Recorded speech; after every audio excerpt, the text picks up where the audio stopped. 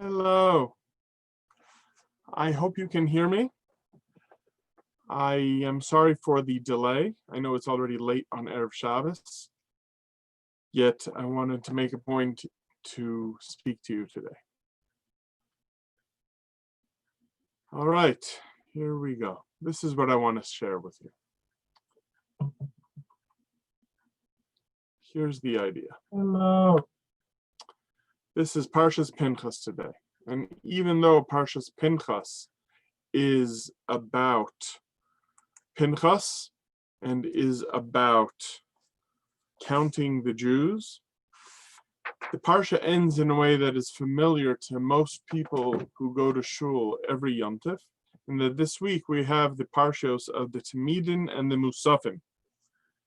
What is the Tamid and the Musaf? So the Parshas Tamid is the korban that was offered every single day in the Beis Hamikdash, twice a day, every morning and every afternoon. In addition to that, and the word in addition is important here, because the word musaf in Hebrew means in addition. It means additionally. We have the Parshas, we have the musaf for Shabbos, an extra korban that was offered every Shabbos. Then we have the musaf for Rosh Chodesh. Then the Parsha lists the musafin for Pesach, Shavuos, Rosh Hashanah, Yom Kippur, and all 8 days of Sukkot. I want to share with you an idea. It's a brief idea, but it's a very powerful one. And in fact, if you want to think about making your own life better, it is probably the most important idea that exists out there. Take a look. The Parshas Tamid begins, if you want to look this week's Parsha, Perek Chav Ches. So this is Bamidbar, Numbers, chapter 28. And here's the idea. It tells us every morning and every afternoon. But here's the word that matters. I'm going to read to you here, Pasuk Gimel, verse 3. V'amarta lahem, tell them, Hashem tells Moshe, Zehu isha asher takrivu lashem. This is the fire offering that you are to bring to God. Kvasim b'nei shana tamimim, sheep, 2 sheep that are under a year old, that are free of any blemish. Shnaim layom, 2 per day. Ola, as a burnt offering. Tamid. The word tamid is used, and I would argue it is used somewhat unnecessarily. You told me it should be offered twice a day. So twice a day, every day. That's what the word tamid means. Now I'd like to jump ahead to the next section. Ubiyom HaShabbos, we read this in the Musaf on Shabbos. Ubiyom HaShabbos, shnei chvazim b'nei shana tamimim. You shall offer 2 sheep, again under a year old, but meaning every Shabbos an additional 2 sheep. Olas Shabbos b'Shabbato, the sacrifice of Shabbos on its Shabbos, meaning cannot be made up later, which is important. Al Olas HaTamid, in addition to the daily offering. That's the Olas HaTamid v'Niska, and its side gifts as well of flour and wine. And then let's jump to Rosh Chodesh. Every Rosh Chodesh, there's another gift. The gift on Rosh Chodesh is even more extravagant. We are told that it's 2 oxen now, 1 ram, and 7 sheep, along with accompanying side orders of wheat and wine. And then after all of this is described, there's an addition of 1 goat that is to be offered as a chatas on Rosh Chodesh. Al Olas HaTamid, in addition to the daily offering. Then when you get to Pesach, guess what it says? It says, Al Olas HaTamid, again, that the Pesach is to be offered in addition, Milvad Olas HaBoker Asher LaOlas HaTamid, in addition to the regular morning offerings that are brought, that are part of the daily offering. What is happening over here, and this will continue, take my word for it, look it up. This is mentioned on Shavuos, it's mentioned on Rosh Hashanah, on Yom Kippur, and every day of Sukkot as well. What's the point that's being made over here? It's an important one. We have many Jews, myself included, who take who have a special pleasure in the Jewish events that take place every week, every year, there's no doubt that Pesach is special. Say, what's more special, the Pesach Seder or the fact that every day in Shacharis and in Mariv, I remember that Hashem took us out of Mitzrayim? So obviously, I would say, look, it's very nice to remember every day that Hashem took us out of Mitzrayim, but you can't compare that to the glory of a Pesach Seder. And that's absolutely true, and I will never take that away.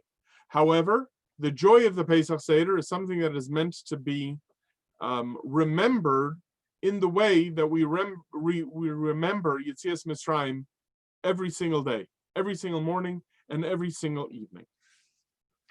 The problem with any religion,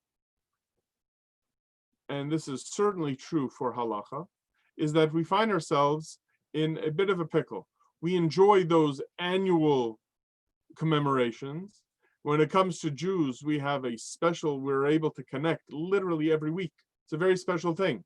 How every 7 days we can connect to something that the rest of the world only experiences once a year in their own way of remembering things. Let me share with you a story that a Rav in Baltimore told me. It's an amazing story. He said that his oven broke and he called in a repairman. And the repairman comes in, non-Jewish fellow. He's looking at the oven, trying to see what's wrong with it. And then he gets up and he says, "It's no use, you Jews." And the rabbi, took a step back, like, what have I brought into my home over here? What sort of neo-Nazi is this? So he says, "Excuse me?" He says, "It's no use, you Jews, you have your Sabbath. And, ovens like this one, what are they meant to handle? They're meant to handle regular, a little dinner here, a little dinner there. And then once a year, you get Thanksgiving.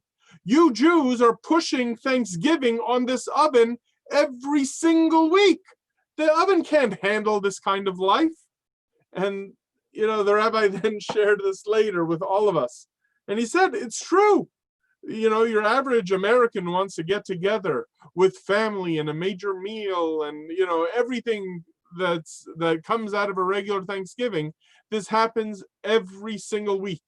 So whether it's once a year or whether it's once a month or whether it's once a week, all of these are very precious moments.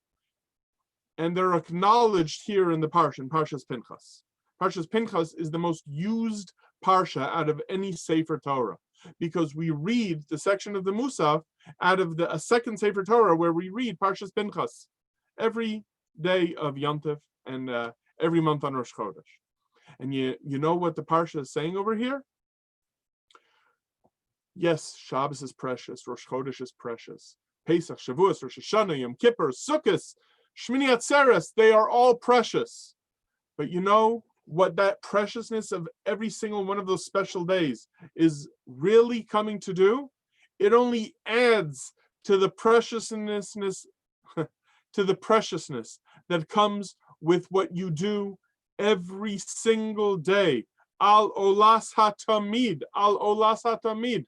What we do always. And what is always? Always is best described as every single day. I know I'm familiar with this from my time in Virginia, and I know that there are other small communities around the world that deal with this as well.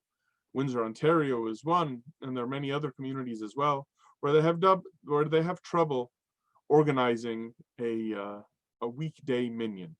So in many of these places, they have structured it so that there's a minyan twice a week.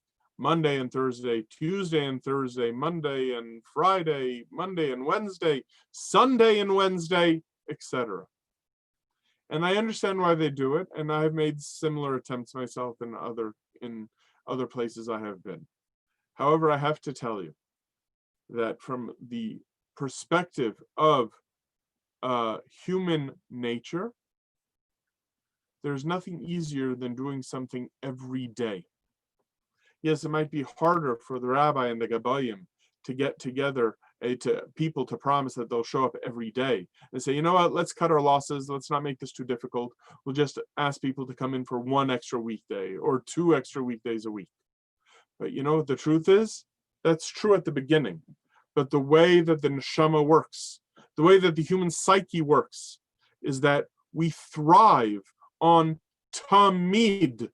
So much so that those people who think that, it's hard enough. I'm just trying to get this guy to show up on Tuesday. You want me to ask him to come Sunday, Monday, Tuesday, Wednesday, Thursday, Friday? It's too much. But the truth is, the reason it's hard for him to come on Tuesday and why many people will say no to Tuesday is because they have to break their daily rhythm, their circadian rhythm. That's the preciousness of the Tamid. There's a quote in the Sefer Ein Yaakov, which records all of the Agadata, all of the stories and moral lessons that are included in the Gemara. They leave all the halachos out, and they just quote the good stuff, the fun stuff, the different stories. And the Ein Yaakov has in it a passage that we don't have in our Gemaras nowadays. So it's a little bit of a historical mystery, because the Ein Yaakov should only include those stories that are found in the Gemara, that were extracted from the Gemara to make a separate book. Yet there's a story that appears in the Ein Yaakov that we don't have in any copies of our Gemara in the original. But it's still very powerful, and it's quoted all the time. And it comes from this week's Parsha, and some of you who are watching already knew where I was going when I started. Said, what is the most important pasuk in the whole Torah? So they asked one rabbi, and the rabbi said, the most important pasuk in the Torah is Shema Yisrael Hashem Elokeinu Hashem Echad. Shema. Ask another rabbi, what's the most important pasuk in the Torah? He said, well, it's V'ahavta l'recha kamocha. You understand. Another rabbi said, I'm misquoting here, you can look it up. So it says, Zeh Sefer Tolos HaAdam, another pasuk from Parshas.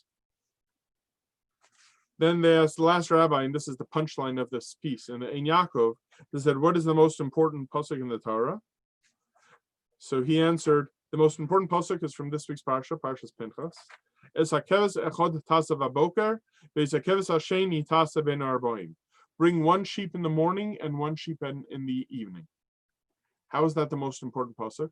Because any other pasuk, even if it contains within it a very deep idea, whether it's v'ahavta l'recha kamocha, whether it's some other grandiose pasuk about the preciousness of every human being, but those psukim are only important to the extent that they become part of the human being's experience.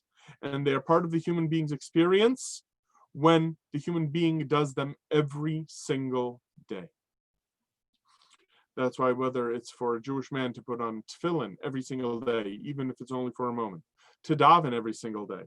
And this is why the many people, for example, there are many rebbes, many Rosh Yeshiva, and they've given different pieces of guidance over the course of the centuries on how to enhance a person's spirituality or how to enhance a person's connection with his Jewishness.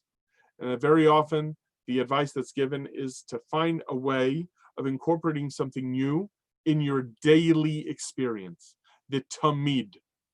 That's why the Rambam calls the section where he wants to talk about karbanos, hilchos tamidim umusafin, the things that are done daily, and then the things that are done additionally.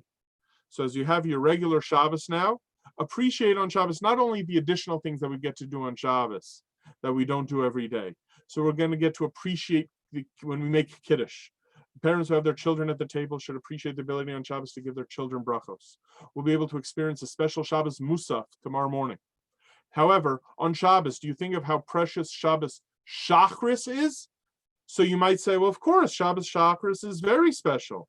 After all, we sing more and we do this tune, we say Shorchei Nad, we sing Kel Adon, we have a longer Kedusha.